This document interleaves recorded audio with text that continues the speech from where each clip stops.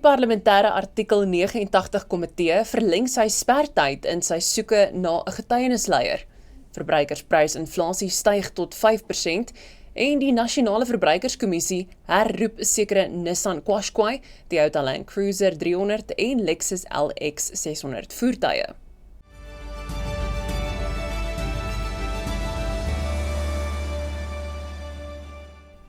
Goeiemiddag, ek is Carla Burg en dis tyd vir Pretoria FM se visuele nuusbulletin in Afrikaans.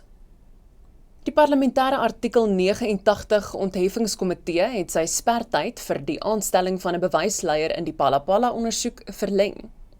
Die komitee moet bepaal of president Cyril Ramaphosa in 'n staat van beskuldiging geplaas moet word. En die komitee is aangestel na 'n beslissing van die konstitusionele hof in Mei maand dat 'n besluit van die nasionale vergadering om nie 'n onafhanklike paneelverslag oor die Phala-Phala saak te aanvaar nie, ongeldig en ongrondwetlik was. Slegs 4 uit 9 benoemde senior advokate het wel aangedui dat hulle as bewysleiers beskikbaar is. Die vergadering het vandag plaasgevind voor die Kaapstadse Hooggeregshof en sal na verwagting Vrydag uitspraak lewer oor Ramaphosa se dringende aansoek om die komitee se werksaamhede tydelik te staak. Die benoemingsproses is tot Vrydag herroep om die kandidatepool uit te brei. Statistiek Suid-Afrika het aangekondig dat die verbruikersprysinflasie in Junie tot 5% gestyg het teenoor 4,5% in Mei vanjaar. Vervoerinflasie het met 12,7% op 'n jaargrondslag gestyg en 'n beduidende 1,7 persentpunte of persentasiepunte het tot die oorhoofse syfers bygedra. Die prys van petrol het in Junie met R1,43 per liter gestyg, terwyl diesel tussen R2,62 en R3,25 per liter gestyg het. Ander hoë bydraers tot die jaarlikse inflasiekoers was behuising en nutsdienste, asook versekering en finansiële dienste. Inflasie op 'n maand-tot-maand basis het met 0,7% tussen Mei en Junie gestyg.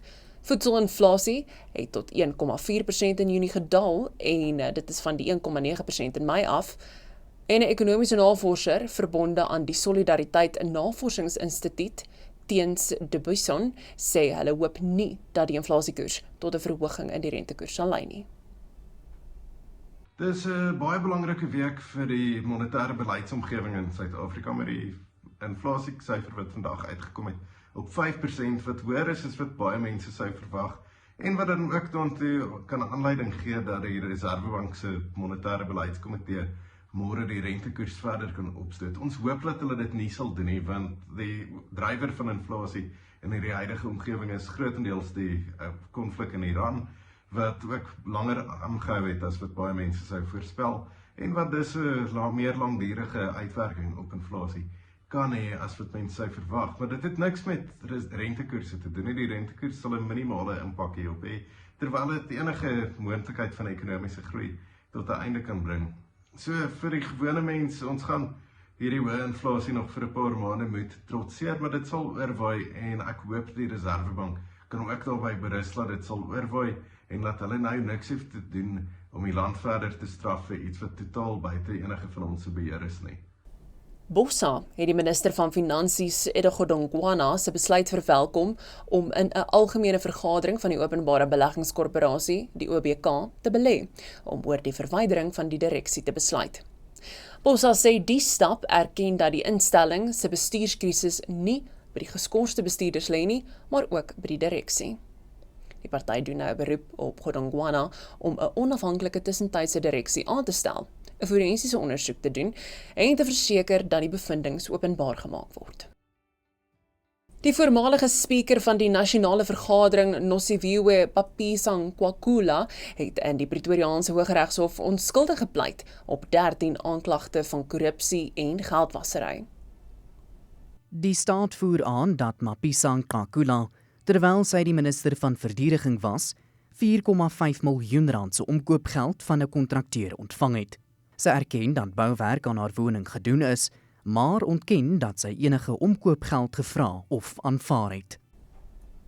Die Nasionale Verbruikerskommissie, die NVK, het aangekondig dat sekere Nissan Qashqai, Toyota Land Cruiser 300 en Lexus LX 600 herroep word.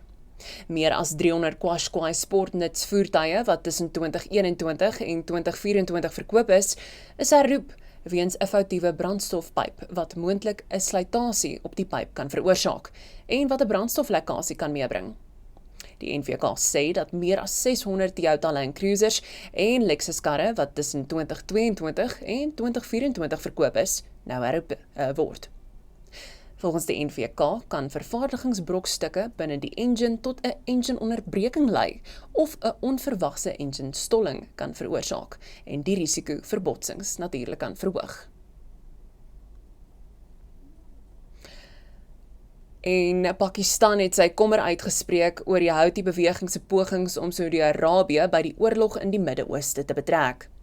Dit kom te midde van die Houthi-dreigemente teen die Koninkryk van Saudi-Arabië en 'n vlootblokkade wat invoerders van Saudi-Arabië se olie kan raak.